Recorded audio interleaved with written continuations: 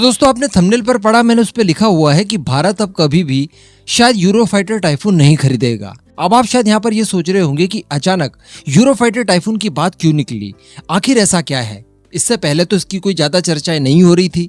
तो प्रॉब्लम मैं आपको कहूंगा कि यहीं पर है कि यूरोफाइटर टाइफून की चर्चाएं सच में बहुत कम हुई है। जबकि हम लोग ये भूल गए हैं कि जब हमने 36 रफाल खरीदे थे उस समय कंपटीशन में अंत में केवल 2 ही फाइटर्स बचे थे जो भारतीय वायुसेना की पसंद के थे। एक तो था रफाल और दूसरा था यूरोफाइटर टाइफून। कहने का मतलब यूरोफाइटर टाइफून भी रफाल जितना ही कैपेबल है और वो भारतीय वायुसेना को रफाल जितना ही पसंद भी है। वो तो अंत में हम लोगों ने कीमतें देखी दोनों फाइटर्स की, जहां पर रफाल ज्यादा सुटेबल था। दूसरी बात कि रफाल को मैन्युफैक्चर करने वाला एक ही देश है फ्रांस, और उससे हमारे रिलेशनशिप अच्छे हैं। जबकि यूरोफाइटर टाइफून यूरोपियन देशों के कंसोर्टियम द्वारा बनाया गया है, जिसमें कई सारे देश एक साथ काम करते हैं और इसके अलग अलग कलपुर्जों के ऊपर काम करते हैं। लेकिन अल्टीमेटली टाइफून हो या फिर रफाल हो, दोनों ही फाइटर्स का डीएनए काफी हद तक सिमिलर है। दोनों ही शक्तिशाली हैं और भारत की रिक्वायरमेंट को फुलफिल करने के लिए दोनों ही बराबर हैं। दोनों ही भारतीय वायुसेना की पहली पसंद है। लेकिन इस बात का यकीनन मुझे भी काफी अफसोस होता है, क्योंकि मुझे भी इस तरह का वीडियो बनाने का ज्यादा मौका नहीं मिलता जिसमें मैं आपको ये कहूँ कि संभावित MRFA प्रोग्राम में जो हम लोग 114 फाइटर जेट विदेशों से खरीदने वाले हैं उसमें एक यूरोफाइटर टाइफून भी है, वो भी बहुत मजबूत प्रतियोगी है। लेकिन अक्सर जब भी बातें होती है तो F-15EX और रफाल के बीच में ही हो रही है। कुछ समय से Su-57 की बातें भी होने लगी है, जब से ये पता चला है कि भारत ने MiG-35 को इस कंपटीशन से बाहर रखने का इरादा कर लिया है। उसके बाद बताया जा रहा है कि रशिया हार ना मानते हुए अपने Su-57 को MRFA प्रोग्राम में उतार सकता है।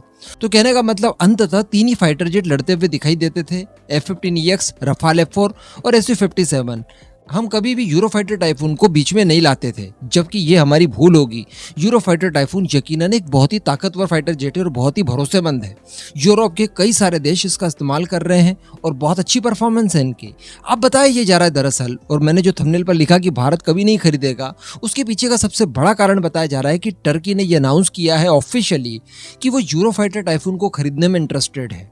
जी हाँ, देखिए, इस समय टर्की की वायुसेना की बात की जाए तो बूढ़े हो चुके F-16 बचे हुए हैं जिन्हें मेंटेनेंस की बहुत जरूरत है। वो अपने खुद के एंड पर करने की कोशिश कर रहा है, अमेरिका कोई मदद नहीं कर रहा है सैंक्शंस की वजह से।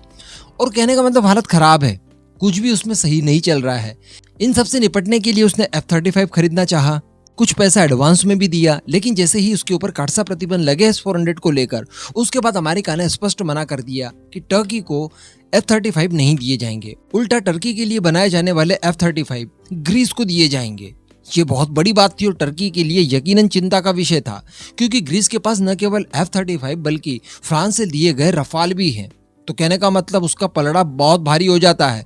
केवल आपके पास S-400 की कुछ बैटरीज हैं, इसके बूते आप युद्ध तो नहीं जीत सकते, क्योंकि ऑफेंस के लिए आपके पास कुछ भी नहीं बचेगा। जबकि ग्रीस की बात की जाए तो उसके पास F-35 भी होगा इन फ्यूचर और रफाल भी होंगे, और आमने सामने का ही मामला है, बिल्कुल बॉर्डर एक है। तो ग्रीस टर्की में किसी दिन कोई कॉन्फ्लिक्ट होता है तो ग्रीस को काफी एडवांटेज मिलने वाला है। और अगर ग्रीस आर्मेनिया की तरह भारत से और हथियार खरीद लेता है, जो कि उसके लिए काफी आसान होगा, तो यकीन मानिए हालत खराब हो जाएगी टर्की की। अगर ब्रह्मोस वगैरह चली गई ना तो दिक्कतें हो जाएगी इन्हें। तो इन सब चीजों को देखते हुए टर्की ने पहले अमेरिका से ये गुहार लगाई कि आप हमें F-16 और दीजिए, या फिर F-16 नहीं दे रहे हैं तो उसको कम से कम मेंटेन करके दीजिए। अगर ये सारी चीजें भी आप नहीं करके दे रहे हैं तो मजबूरन हमें Su-35 खरीदना पड़ेगा रशिया से। लेकिन हम सभी जानते हैं कि अगर रशिया से Su-35 खरीद लेता है टर्की तो अमेरिका इसकी हालत खराब कर देगा। वैसे S-400 को लेकर काटसा प्रतिबंध मर दिए हैं। वो तो अच्छा हुआ कि डोनाल्ड ट्रंप ने उस समय लगाए थे, तो ये नॉर्मल से प्रतिबंध थे। अगर इस समय जो बाइडन लगाएंगे कोई प्रतिबंध तो वो इतने ज्यादा दिक्कतदायी होंगे कि टर्की बिल्कुल गर्त में चला जाएगा। रशिया का जो ऑप्शन उसके पास है वो नहीं है, वो नहीं खरीद सकता। घिसे पीटे चाइनीज फाइटर जेट खरीदने से वो रहा, क्योंकि उसके पास इनके अलावा अन्य कोई भी विकल्प नहीं है।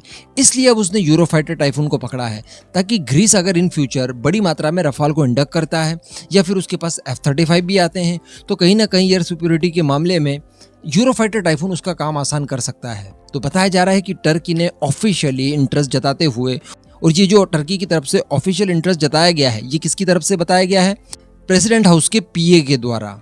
उन्होंने खुद इस बात को अनाउंस किया है कि हम लोग हमारी वायुसेना के लिए यूरोफाइटर टाइफून खरीदना चाहते हैं। और कोई बहुत बड़ी बात नहीं होगी कि अगर टर्की प्रयास करेगा थोड़े से तो उसे बड़ी आसानी से मिल जाएंगे। लेकिन अगर टर्की ने ये खरीद लिए तो क्या भारत इन्हें खरीदेगा? कभी भी नहीं। बिल्कुल भी नहीं। तो कहने का मतलब यहाँ पर भारत के पास एक ऑप्शन जा रहा है हाथ से।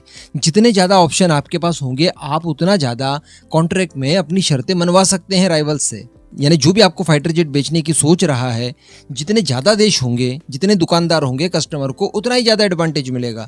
लेकिन अगर यूरोफाइटर टाइफून टर्की को बेच दिया जाता है तो किसी भी परिस्थिति में भारत इसे नहीं खरीदेगा, ये तय है। क्योंकि वहां से पाकिस्तान को इसके सीक्रेट्स पता चल सकते हैं, मैक्सिमम चीज़ें पता चल सकती है, चाइना तक जा सकती है बातें। तो कहीं ना कहीं भारत को इनसे जो एज मिलना चाहिए वो नहीं मिलेगा। जैसा कि रशियन फाइटर भारत खरीद लेता था, फिर चाइना भी खरीद लेता था, ठीक उसी तरह का सिनेरियो बन सकता है। तो कहने का मतलब टर्की का यूरोफाइटर टाइफून खरीदने का ये जो विचार है, ये भारत और ग्रीस दोनों के लिए सही नहीं होगा। हो सकता है कि हम लोग उसे ही चुन लेते यूरोफाइटर टाइफून को, जब हमें 114 फाइटर जेट खरीदने होंगे विदेशों से।